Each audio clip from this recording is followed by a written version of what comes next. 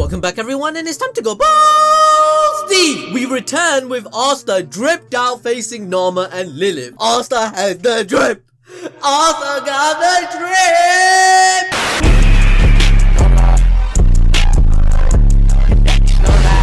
The chapter starts with Finral finally confirming Asta's arrival in the battle. We now know without a single shadow of a doubt that he and the other Black Bulls who were at the base are now participating in the war. From there, we move on to the epic battle between Asta, Liebe, and Naamah and Lilith. Nacht no longer has to worry about stalling for Asta's arrival, and they now have everything he believed they needed to succeed with their plan. That's why he's the GOAT! The GOAT! We all know Asta's gonna bust up all the devils since he is the strongest mage in the entire war right now. His anti-magic is way too powerful with versatility through the different swords on top of that. Asta is the key to defeating the Dark Triad. He doesn't give a shit if you're a devil, if you're Lucifer, if your name is Naamah. He is a Napoo. He's gonna kill you, bitch! Oh, scary! Oh, shiver my timbers! Shut up, man! We see Guimedello, the mid-ranked devil, crying. He's hugging Nacht's face and begging him to not give up and die. Because if Nacht dies, they won't be safe too and will likely perish alongside with him. Nacht's still depressed and thinks he doesn't matter. And of course, Asta is like, Shut your stupid... Asta confirms my analysis from last week word for word and states that he only became more powerful because of Nacht. Asta was able to properly unite with his brother Liebe, both magically and personally, and claims that he wants Nacht to live and see the strength he helped cause him to gain. Asta screams, I want you to live and see that strength. Asta wants Nacht to watch the fruits of his labor, and just like we've been mentioning, Nacht sees his brother Morgan in Asta.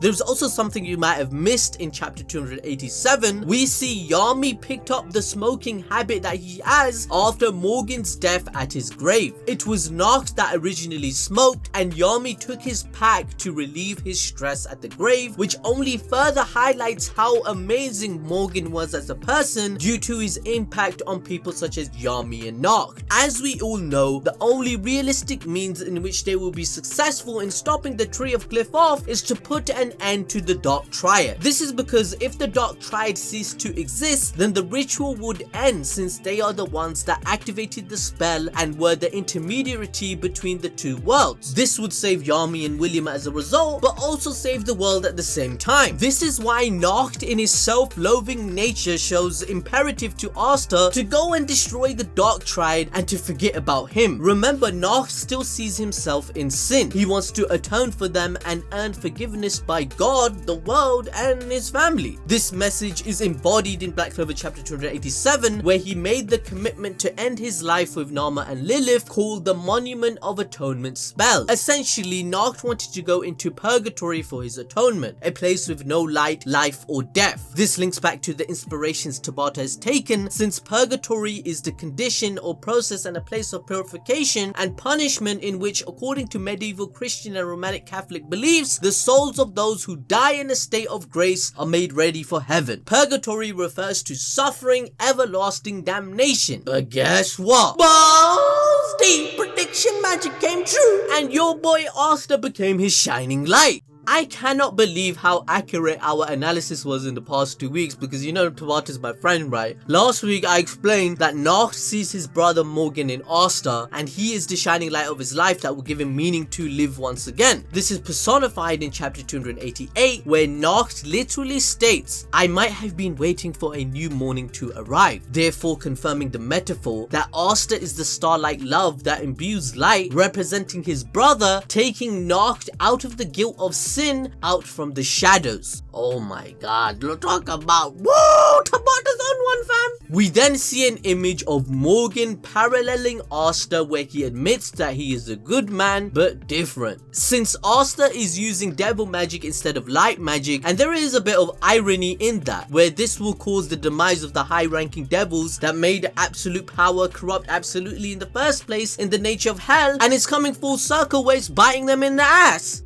This is much like in real life, where tyrants eventually will always fail in the end because of freedom and light rising from the hardships. Asta is someone that has suffered some of the most hardship out of all due to the devils, and he is using one of their own race to destroy them all. To be honest guys, you know, I know you really must be thinking, bruh, ABD must be co-writing the story at this point. And the thing is, yeah, I'm gonna be straight up and honest with you. This is my serious voice, bro. There's a secret I have to confess. Oh wait, the phone's ringing.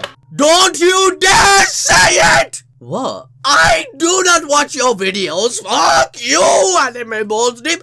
I'm totally not getting ideas from someone as trash as you. You suck, anime balls deep. I hate your magic. I hate your videos. I hate your job. Hello, darkness, my old friend.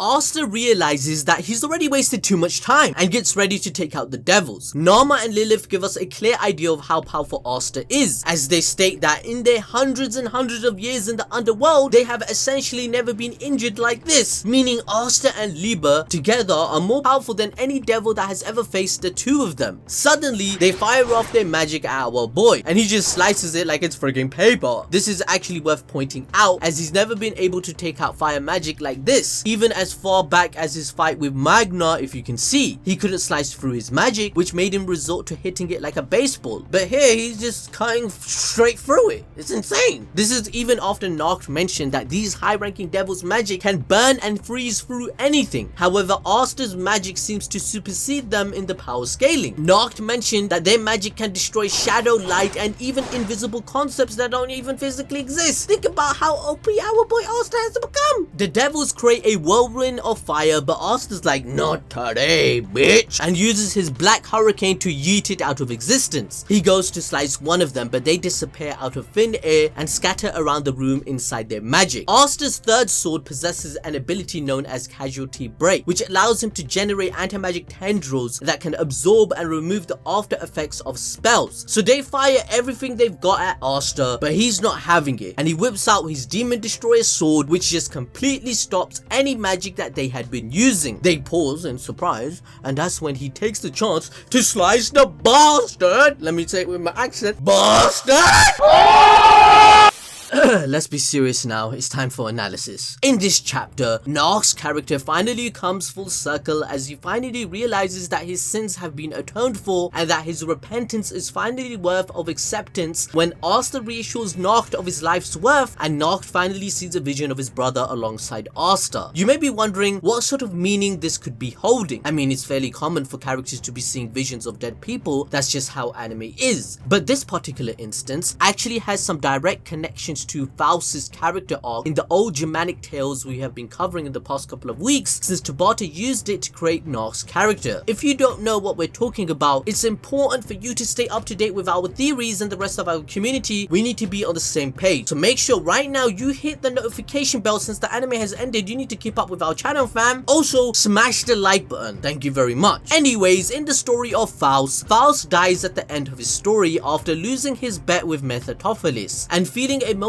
of complete satisfaction. But before his death, he regrets his sins and repents, and this leads to his past lover, Gretchen, leads Faust's soul into heaven, even though he was supposed to serve Mephistopheles, the devil, in hell for all eternity. Some of you are most likely wondering, what in the world does all of this have anything to do with Black Clover? As we said earlier, Nacht saw a vision of his brother as he was being saved from death by Asta, as Nacht was going to be killed by a high-ranking devil. This, just like a lot of other things from Nacht's character arc, are symbolic recreations of events and developments from the story of Faust. Nacht finally comes to terms with his past and finally overcomes his own sins and is then exempt from death by evil, and he finally learned to forgive himself for his brother's death from way back then. This is why Nacht's spell showcased in chapter 289 is called Monument of Atonement, and the monument of itself takes the form of a grave which then crushes himself and his opponent. This is symbolic for Nacht being crushed by the weight of his guilt and sin, which is why he was so driven to extinguish and crush evil before it can lay hand on good. But there's also another reason as to why Nacht failed in taking out Lilith and Naamah, because I mean, come on, any anime character that has a tragic flashback like that would have been able to overcome their hurdle. As a Black Clover character, he says he will surpass his limits if that was the case, right? By all anime logic, this man could be clapping these devils, yet he's still lost. The reason being is Nacht said he'd surpass his limits in chapter 286, but in chapter 287 he says he knows his limits instead. Nacht is not over ambitious. He does not have the grand goals or dreams anymore because he dedicates his life to simply kill evil with evil. He deems himself evil and has no right to stand in the spotlight like his brother once did. When Black Clover characters say they'll surpass their limits, it's not just about their physical limitations but also their mental struggles. When a character surpasses their limits, they're not the same as they were before that point. However, Nacht still deemed himself a sinner. He never surpassed his mental struggles, which is the reason he lost. Anyway guys, that's everything I wanted to say for this week. Thank you for joining me as always, and make sure to hit the notification button for more Black Clover content in the future. Thank you and goodbye.